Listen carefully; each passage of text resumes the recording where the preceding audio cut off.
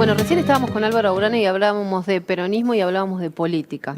Y vamos a seguir hablando de eso. Dale. Pero en este caso con un material que van a presentar y para eso está Guillo Monti con nosotros, invitados también. Guillo, buen día, ¿cómo estás? ¿Qué tal, Carlos José? ¿Cómo están? Muy bien. Sí, Muy estamos bien. con invitados, en este caso para irnos a la historia del peronismo en Tucumán.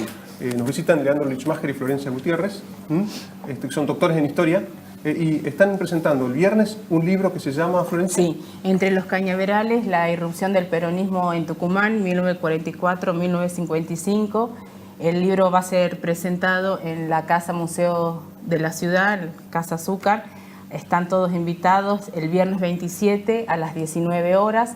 El libro va a ser presentado por María Celia Bravo, que es docente de la Facultad de Filosofía y Letras de la Universidad de Tucumán e investigadora del CONICET.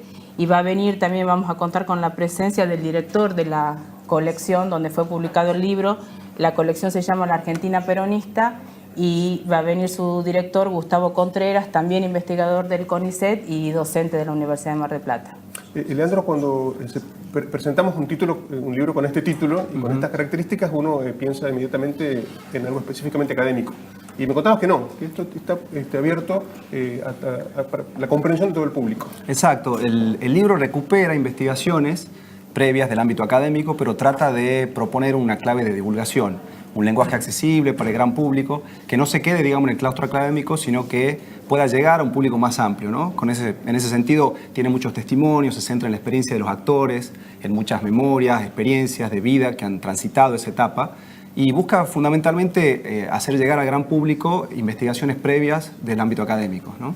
¿Cuáles son los ejes en los que se está estructurado el trabajo? Sí, el trabajo reconcilia la historia política y la historia social y también intenta un juego de escalas entre lo nacional, lo provincial y lo local, y básicamente se estructura a partir de tres grandes ejes. El de la política, más bien la trama partidaria del peronismo, la vertiente sindicalista, obviamente que ahí el protagonista estelar fue la FOTIA, y la relación entre la Iglesia y el peronismo. Florencia, y ustedes en el libro un poco abordan esta teoría o certeza de que el peronismo nace en los ingenios. Sí, ¿Así es? La fuerza... El peronismo tucumano. El peronismo tucumano, sí. El peronismo tucumano ancla su fuerza en el sindicalismo azucarero, básicamente a partir de la conformación de FOTIA a mediados del 44, que nace de la conjunción de la veintena de sindicatos de fábrica que se fundan desde fines del 43 y principios del 44 en los ingenios azucareros, en la veintena de ingenios azucareros. Y Leandro, ¿y cómo está este nacimiento en la fábrica y en el surco se proyecta la política, el campo político? Bueno, pensar el peronismo entre los cañaverales nos parece sugerente para interpretar distintas variables, ¿no? Lo del sindicalismo es muy fuerte. En la política, Tucumán tenía una presencia de industriales en la política que era muy importante, tanto en el radicalismo como en el conservadurismo. Y esa presencia se desdibuja con la llegada del peronismo al poder. Entonces, impacta en la política, lo azucarero impacta en la política desde los industriales, desde la presencia de trabajadores en la legislatura, en los cargos electivos, en los puestos de decisión del Estado tucumano a nivel provincial y a nivel nacional también, por supuesto. Entonces, la política se impregna de todo esto, aparece también en las relaciones del peronismo con la Iglesia Católica. O sea, la cuestión azucarera es muy importante para entender el peronismo tucumano. Cuando uno piensa, por ejemplo, el 17 de octubre del 45, la primera imagen que tiene es la Plaza de Mayo, las Patas en la Fuente y todos esos lugares que uno siempre rememora cuando piensa esa fecha. Sin embargo, el 17 de octubre en Tucumán fue muy importante, tuvo un protagonismo de FOTIA muy fuerte también. Incluso la decisión de ir a la huelga se toma previamente a las esferas nacionales del sindicalismo, con lo cual entender ese peronismo tucumano nos permite entender también nuestra propia historia y también entender el siglo XX tucumano no se puede entender sin el peronismo, digamos, por la presencia política dominante que tiene hasta la fecha, ¿no? Y en materia de derechos, ¿cuáles fueron las principales las conquistas que ustedes marcan en este periodo? Sí, en materias de derechos, bueno, laborales fueron sustanciales para el mundo laboral en general, pero específicamente para el mundo rural, que, bueno, siempre ha sido el más postergado.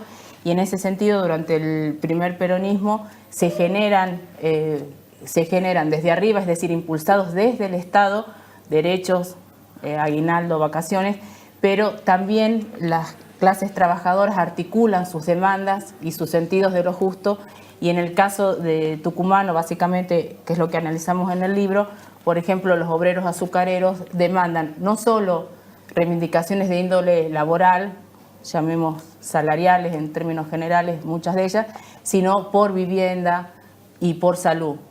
Básicamente, al vivir en un pueblo azucarero, esas demandas estuvieron muy presentes en esos sindicatos de fábrica. Salud, asistencia médica y vivienda. Bueno, uno de los capítulos está dedicado a esta relación que planteaban entre peronismo e iglesia. ¿Cómo se articula? Porque es una mirada distinta, ¿sí? a la que no hace eje en el conflicto, en lo que ocurrió con el golpe del 55, sino que va mucho más atrás y cuentan cómo se articula esa relación, ¿no? ¿Cómo eran los pueblos azucareros en la ciudad del interior? ¿Cómo se daba? Bueno, en el libro, que la especialista en ese tema es Lucía Santos Lepera, que también es coautora del libro, lo que ella recupera en el capítulo, digamos, escrito en coautoría por los tres, es principalmente el rol de los curas, ¿no? Como mediadores sociales, curas que tenían a su vez trayectorias comunitarias muy importantes, y cómo esos curas, cuando, por ejemplo, se produce la muerte de Eva Perón, o el mismo conflicto que deriva finalmente en el golpe de Estado y el enfrentamiento entre la Iglesia y el peronismo, cómo esos curas transitan ese conflicto, cómo se ven interpelados por las poblaciones locales. En los funerales de Eva Perón, que están muy trabajados en el libro, se ve ese lugar de articuladores entre la comunidad, el culto, digamos, en este caso, de Eva Perón, mediadores, y pensar entonces la Iglesia Católica y el peronismo localmente, que es como lo propone el libro, es pensar una relación de conflicto, pero también de mucha articulación y armonía, ¿no? Lo cual es, creo que en ese juego de conflicto y armonía se puede pensar el peronismo en esa etapa. Creo que es una clave bien interesante. Repitamos, Florencia, Sí. la convocatoria Sí. para la presentación. La invitación entonces es para el día viernes 27 a las 19 horas en la Pasado Casa mañana. Museo Pasado de la mañana. Ciudad, pasado mañana, ahí en la Salta. Salta al 532. 532. Bien. Bueno. Es para el público en general la invitación y por supuesto para docentes, estudiantes. El libro fue colegas. declarado también de interés educativo por el Ministerio de Educación. Me parece que vale la pena resaltarlo en este ámbito, en esta idea de poder difundirlo y que circule entre el gran público, ¿no? Y en el público educativo principalmente. Bueno, les agradecemos por la visita. No, Muchas gracias. gracias. A vos, muchas Y la gracias. invitación está hecha. Muchas Muchísimas gracias. Seguimos con José y con Carolina.